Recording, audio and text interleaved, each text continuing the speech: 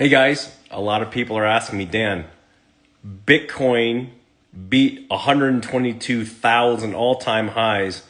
How high will Bitcoin go? And how high will a lot of the other cryptocurrencies go? So that is the big question that everyone's asking me. It's a tough one, but it's not so tough because I've charted previous cycles. And so I'm going to give you the answer of how high I think Bitcoin goes in this video. But before we get to that, I'll get to that at the end of the video. What is the opportunity now? What should you be considering to buy right now in this market? Well, again, altcoins, mid cap, ultra small caps, a lot of them are still 80%, 90% off of all-time highs right now. And usually a bull market happens in a very, very quick 100-day or less for mid cap and small caps for the alt and mid and small cap cycle. Now, should you be buying Bitcoin right now? I buy Bitcoin still at all-time highs every single month. Many times I've hit it buying at all-time highs. I remember when it hit $320 and I was like, dude, this is so high. Kept buying a little bit. I always go back to the dollar cost averaging theory, is where you treat it like a bill every month and you pick top 5 cryptos at least, maybe 3 if you're very, very new to it, and deploy every month, and you treat it like a bill.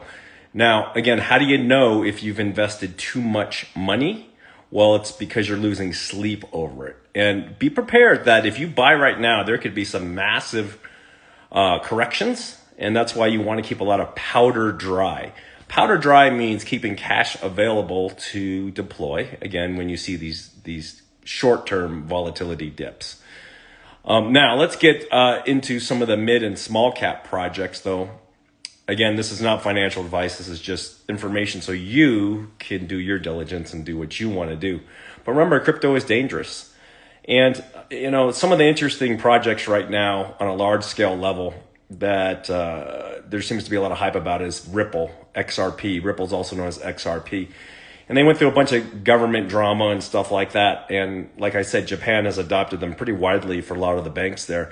Again, if you see that Main Street adoption, you could see a lot more traction with that. An interesting thing is Ripple is very centralized. It's controlled by a corporation, and governments actually like that because they can control their CEO. They can control their whole C-suite team to do what they want them to do. That's why you see Brad Garlinghouse, their CEO, meeting with the president and different government figures to be able to work deals. That is a massive, massive thing. Now, another thing big in the news right now is you're not going to probably see a central bank digital currency. Trump is super against that.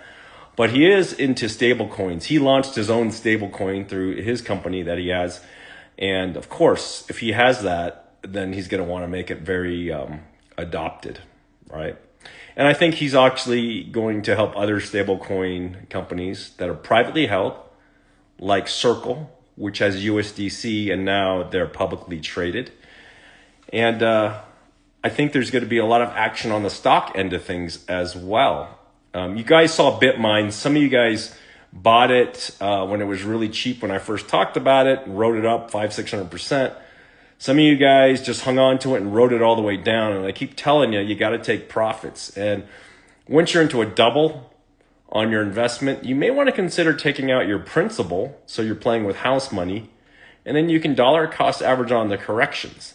And that's, not a bad tactic because there's a lot of anxiety. Imagine you put 10 grand in a thing, rode up to, 100 grand or something like that, and then it dropped back down to 20, 30 grand. Now you'd feel kind of sad. But if you've taken your principal, you've insulated yourself from a lot of that anxiety.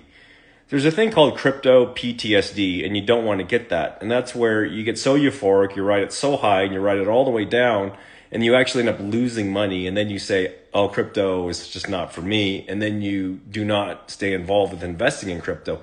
It's the same with stocks or real estate or anything like that, though.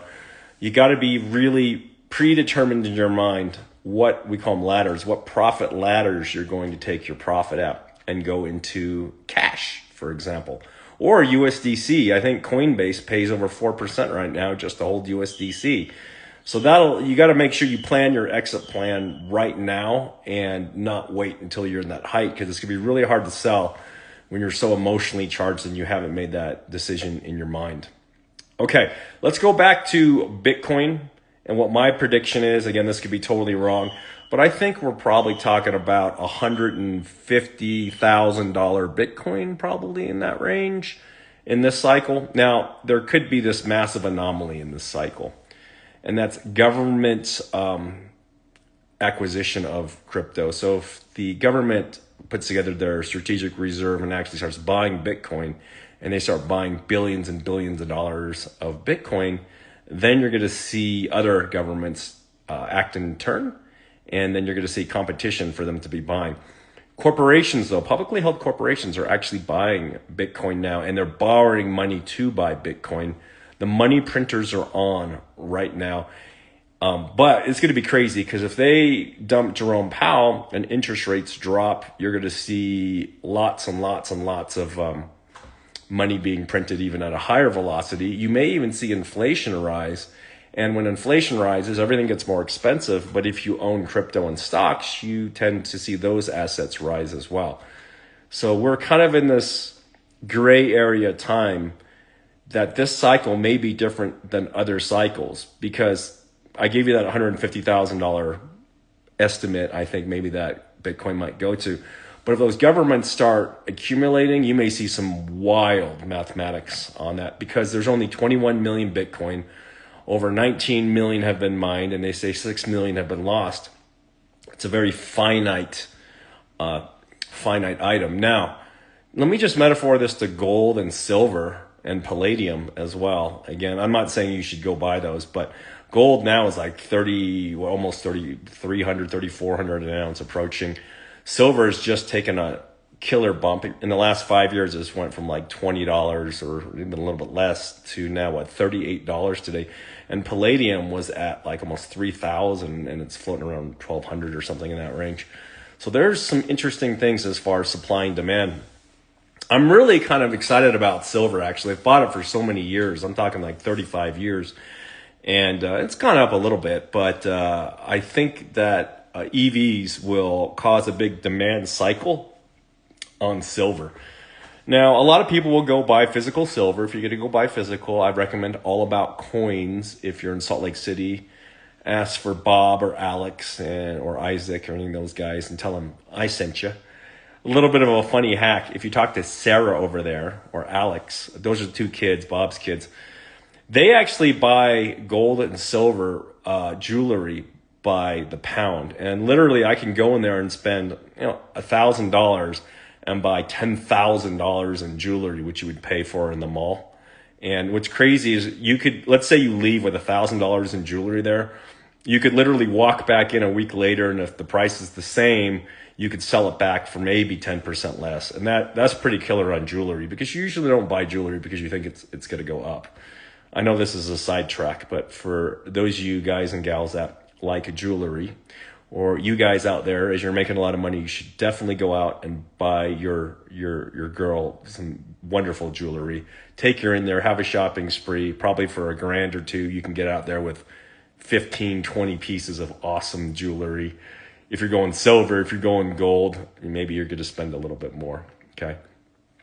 Now, one thing I do with silver and gold is physical silver and gold. I like it. I'll go in there and buy a little bit every month. But there are ETFs, so you physically don't have to hold that. SLV, for example, SLV is silver ETF. And then you have PALL, obviously, which is palladium, and which is super discounted now, in my opinion. And then you have GLD and other ones for gold. And then you can get into miners and things like that.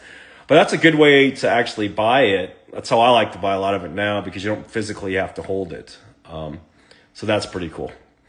All right, back on to crypto. So $150,000 Bitcoin, hopefully soon, maybe not. Then if the government starts buying and institutions even go crazier and we start printing more money, that could just be out the door, and the sky's the limit, right? It's crazy. We don't know. Now, one last thing. usually after a crypto cycle every 4 years, we have a bear market correction. And just Google it. Bitcoin typically corrects 70, 80%. Now, will it happen this cycle? Good chance that it will, but again, it's about scarcity. So that floor gets really a lot higher on these corrections. So am I going to sell all my Bitcoin when it hits these high numbers? No. In fact, I have a lot of Bitcoin that I've just never sold just because, you know, it goes up, it goes down, but I'm looking at it 10, 20 years down the road there. But again, like any new software, with like, you know, Ripple that you see, and some of you guys saw me talk about XLM. Go ahead and pull up XLM and look at the chart. Now, it's pretty high now, so I don't know if now is the time, but I'm talking about XLM. I have an XLM shirt from like, I don't know, 8 years ago, 10 years ago, something crazy. XLM is pretty cool because it's almost like the brother to Ripple, but front end financial transactions. So you may want to look into that. But if it takes a major correction, I don't know, maybe it's something you might want to investigate. Again, I can't tell you what to buy, but I can tell you what to look at and make your own decisions after you talk to a financial professional. Because look, I'm just a crypto nerd, a computer nerd, a video gaming nerd who builds computers since 1992. All right, guess what? A lot of people have asked, Dan, do you have a course I can buy? Can I send you $10,000 so that I can join your Zoom call? No, I don't want your money there, okay? But I do want your help. I want you to share this video, if you could, on your social media so we can educate more people so they don't get slaughtered and they're playing it smart during this cycle here. Again, we got probably about 100 days or so for this massive run up as soon as it just goes, you know, blow off top psycho. And then there should be some profit taking, and I will still hold a lot of my bags as well. I'll probably buy a little bit more real estate and things like that when I sell out of the blow off top. I love buildings, as you guys know. And some of you guys don't know that the majority of my wealth is real estate and businesses that I own. But I do love crypto because I run the Ugly Unicorn Crypto Hedge Fund. We have launched Fund 2 because Fund 1 filled up. Bridger Pennington is my partner. And again, I've got to tell you, remember, it's only open to accredited investors or higher with $100,000 or higher deployment. Some people will put in 500,000. Some people will put in $1 million. Again, we've been running this since 2022. We're third party administered, and we also have third party audits that you get every year. You get reporting twice a month. Which is cool because you can log into the dashboard or you can just check your emails and we send you reports. And what's cool is we're an open-ended fund, meaning if you want to take your profits out at the end of the year, we show you what profit is. You can take it out. You can let us still manage it for you. It's up to you. Most people let us manage it because they're looking long-term. But if you're in that caliber, if you're a accredited or qualified purchaser, meaning a $1 or $5 million net worth or more, direct message me, and Bridger and I will have a conversation with you and see if it's a good fit for you. And for a lot of people, it's not a good fit. Maybe you want to manage your own, fine. But if you don't have the time because you're scaling your business and empire, we can take that stress off of you. Okay, share this video right now. Comment below what you feel really bullish on in crypto. I know I'm here to give you direction on kind of what I like, but I like to hear what you like as well. Share this video, and you guys have an awesome week, and make sure you save this so that you do not step on landmines and lose all your money and write it up and write it all down or buy stupid stuff. Okay, love you guys.